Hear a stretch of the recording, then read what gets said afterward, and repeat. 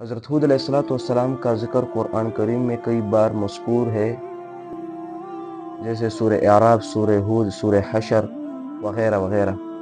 نوح علیہ السلام کی اولاد مدتوں تک دنیا میں زندگی گزارتے گزارتے اللہ کی عبادت کو انہوں نے چھوڑ دیا، اور شیطان ملعون نے انہوں کو بہکا کر بتوں کی پوجا پر لگا دیا۔ تو اللہ رب العزت بہت بڑا رحم کرنے والا ہے اپنے بندوں پر۔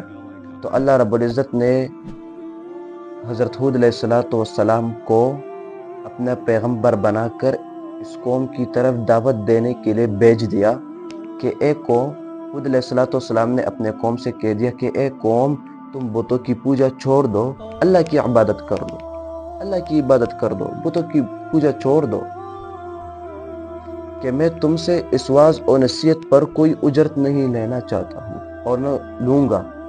اس کی اجرت اللہ مجھے دے گا جس نے مجھے پیدا کیا ہے، جس کا میں عبادت کرتا ہوں۔ اور کہا کہ اے قوم، تم اپنے رب سے توبہ کر لو، اپنے رب سے معافی مانگو، وہ تم پر مینا برسائے گا، بارش برسائے گا، جس سے تمہارے کھیت اور باغات اچھے ہو جائیں گے اور تم طاقتور قوم بن جاؤ گے۔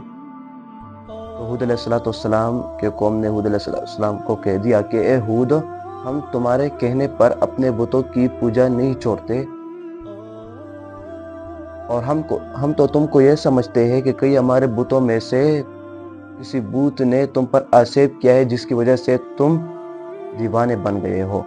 یعنی ہود علیہ قوم نے ہود علیہ السلام کا مذاق اڑایا۔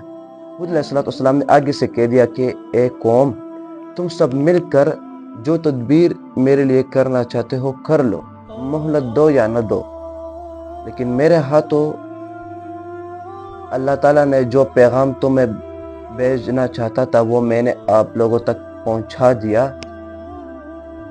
جو پیغام اللہ نے مجھے دیا تھا وہ میں نے آپ لوگوں تک پہنچا دیا۔ اب تم لوگ مانو یا نہ مانو، لیکن عنقریب اللہ کا عذاب تم لوگوں پر آنے والا ہے۔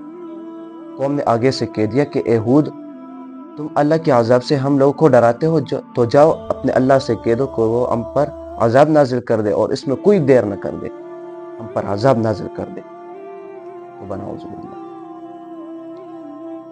تو ہود علیہ السلام پر جو لوگ ایمان لائے تھے وہ غریب اور کمزور لوگ تھے، تو ہود علیہ السلام ان لوگوں کے ساتھ اس بستی سے باہر چلے گئے اور روانہ ہو گئے۔ تو اس بستی پر ایک بادل سی آئی، جس سے یہ قوم سمجھ گئے کہ ہم پر کوئی بارش ہونے والی ہے۔ تو اس بادل کے چلنے کے بعد